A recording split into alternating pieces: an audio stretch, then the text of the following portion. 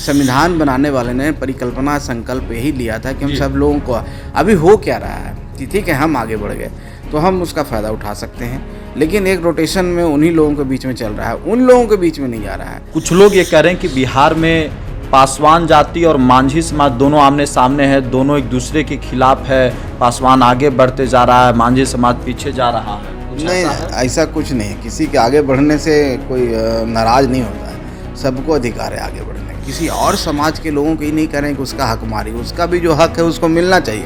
ये देखिए, ये जो मामला है बीजेपी और आरजेडी का तो कोई मामला नहीं है, तो माननीय न्यायालय का मामला है। माननीय न्यायालय का सम्मान सबको करते हैं। मांझी समाज की भागीदारी कम, बहुत नगण्य है, ये देखने की चीज़ है।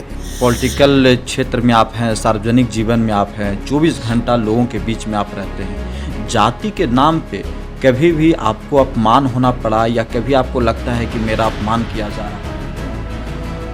देखिए, ऐसी बात तो मुझे नज़र नहीं आई। इस तरह के developing country, under develop country में ये विवाद होता है। ये विवाद से हम लोग को आगे बढ़ना चाहिए। नमस्कार, आप देख रहे हैं लाइव सिटीज। मैं हूं आपके साथ सौरभ राज। आरक्षण के ऊपर बिहार में भी और देश भर में जोरदार बहस हो रही है। खुद एनडीए के दो नेता आमने सामने हैं। चिराग पासवान, जीतन राम मांझी का अलग अलग विचार है। सुप्रीम कोर्ट ने हाल ही में SC/ST रिजर्वेशन को लेकर के जो फैसला दिया है उसके ऊपर विचार अलग अलग बटे हुए हैं। मेरे साथ बात करने के लिए हिंदुस्तानी अवाम मोर्चा के राष्ट्रीय अध्यक्ष संतोष सुमन, इनसे बात करेंगे। संतोष जी, आप लोग सुप्रीम कोर्ट के फैसले का स्वागत कर रहे हैं, लेकिन आपके सहयोगी, आपके गठबंधन के एक बड़े नेता चिराग पासवान उसके खिलाफ में बोल रहे हैं। वो सरकार से अनुरोध कर रहे हैं कि इसके ऊपर फैसला लिया जाए। देखिए, हम लोग किसी के खिलाफ नहीं हैं और ना ही किसी के समर्थन की बात नहीं है। देखिए, एक आम जनता की बात हम करते हैं, गरीबों की बात करते हैं, और गरीबों में भी जो दलित पिछड़े होते हैं। बिहार में आप याद कीजिए कि माननीय नीतीश कुमार जी, हम लोग के जो माननीय मुख्यमंत्री हैं, उन्होंने महादलित आयोग बनाया था। महादलित आयोग आज भी बिहार में है और एक कंसेप्ट महादलित का आया, महादलित और दलित का कंसेप्ट आया बिहार में। इसके पीछे एक ही परिकल्पना थी माननीय मुख्यमंत्री जी का कि हम ऐसे लोगों को आगे लाएं जो समाज में अभी पिछड़े हैं। ये बाबा साहब अम्बेडकर जी की परिकल्पना है, ये गांधी जी की सोच है, ये हमारी नहीं है। जब संविधान बन रहा था तो संविधान में जब अनुच्छेद लिखे जा रहे थे, उसके प्रावधान तय किए जा रहे थे, तो उसमें इस बात के लिए था कि हम समाज के उन पिछड़े वर्गों को कैसे आगे लाएं जो आज भी इक्वली रिप्रेजेंटेटेड नहीं है, नौकरी में हो चाहे और भी इंस्टीट्यूशन में हो। तो उन लोगों को आरक्षण का प्रावधान आया था, जिसको हम रिजर्वेशन कह रहे हैं, जिसकी लड़ाई आज हो रही है। तो माननीय न्यायालय के द्वारा एक जजमेंट आया कि हम उन लोगों के बीच में एक सब कैटेगरी बनाएंगे जो आज समाज में दलित एमंग्स दलित में भी पिछड़े हैं जी, जो वेल रिप्रेजेंटेड नहीं हैं जी, जिनको अभी तक मौका नहीं मिला है। तो ऐसे लोगों को हम आगे ला करके उनको कुछ सहारा दे करके आरक्षण के माध्यम से, ताकि वो समाज में आगे बढ़ सकें। यही एक मामला है। जिस तरह से महादलित में कंसेप्ट बिहार में हुआ था कि दलितों में कुछ जातियां को छाट दी गई थी। 22 जातियां हैं, 23 जातियां हैं बिहार में, उसमें 18 जातियों को महादलित में लाया गया था, कुछ जातियों को छाटा गया था। बाद में धीरे धीरे उसको सभी लोगों को उसमें डाल दिया गया।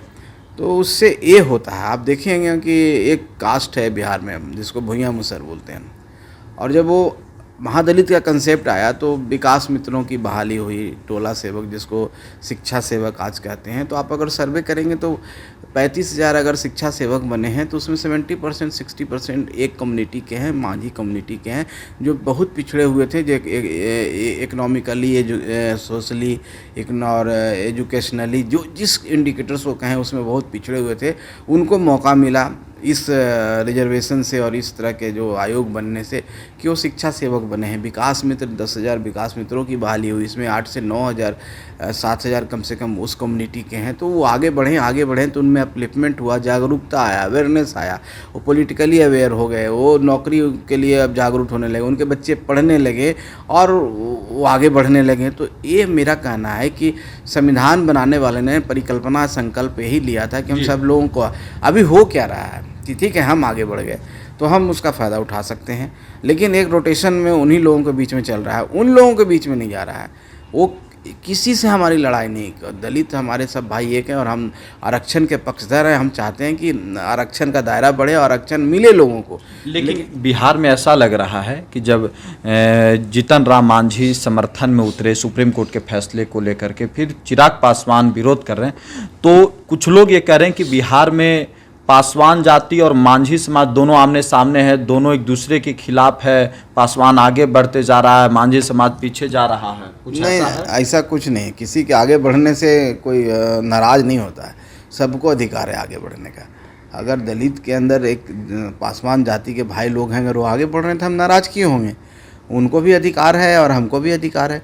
हम उनके अधिकार का हनन नहीं कर रहे हैं। हम सिर्फ ये चाह रहे हैं कि जो बेचारे छूट गए हैं, जो आज भी हैं, उनको सहारे की ज़रूरत है। इस बात को ये भी मानेंगे, माननीय चिराग पासवान जी भी मानेंगे, चाहे कोई भी बड़े नेता हैं उस समाज को भी मानेंगे कि एक भाई आगे बढ़ गया तो दूसरे भाई को भी सहारा देना चाहिए, ये हमारा कर्तव्य है।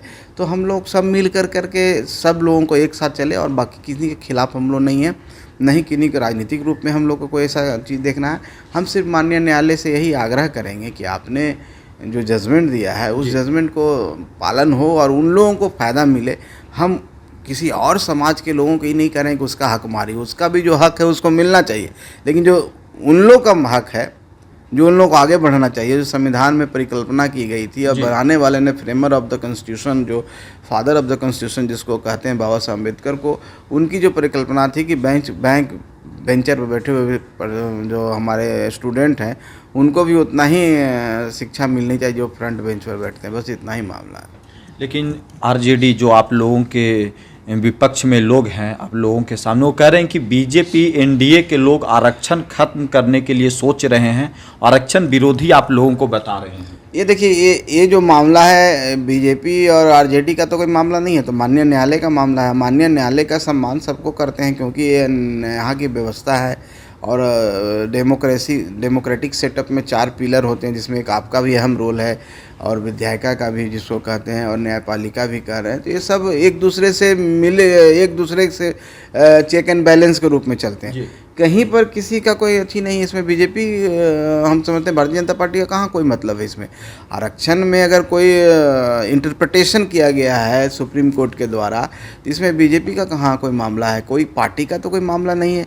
तो इसको इस तरीके से लेके जाना हम समझते हैं कि गलत बात है, किसी पार्टी का नहीं। आपको अगर ऐसा लगता है कि हाँ माननीय न्यायालय ने का डिसीजन सही नहीं, आप उसके पक्षधर नहीं है, तो आप विरोध कीजिए ना। राजद को मैं कहना चाहता हूँ कि आप विरोध कीजिए इसका कि हम माननीय न्यायालय के पक्ष में नहीं हैं, इसमें जो बातें कही है न्यायालय ने वो बात नहीं होनी चाहिए, वो दूसरी बात होनी चाहिए।